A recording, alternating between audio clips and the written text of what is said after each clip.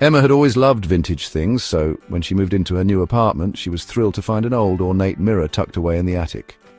The mirror's frame was beautifully carved with intricate designs, but there was something about it that gave her an uneasy feeling.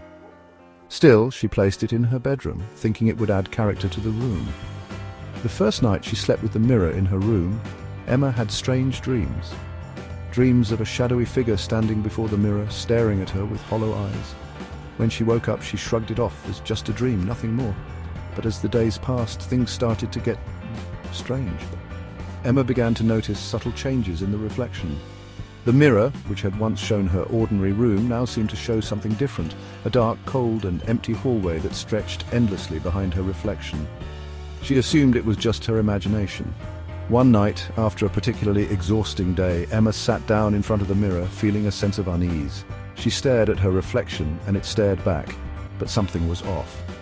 Her reflection was not moving in sync with her. The slight movements of her body didn't match what the reflection was doing. Her reflection blinked slowly, deliberately, before its eyes locked onto hers. Frozen in terror, Emma couldn't look away. The reflection began to smile, a twisted, unnatural grin stretching across its face. As the smile grew wider, Emma felt a cold breath on her neck. She spun around, but no one was there.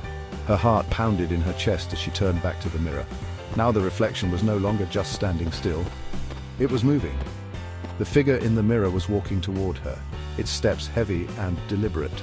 Emma's breath caught in her throat, and she felt a chill creep down her spine.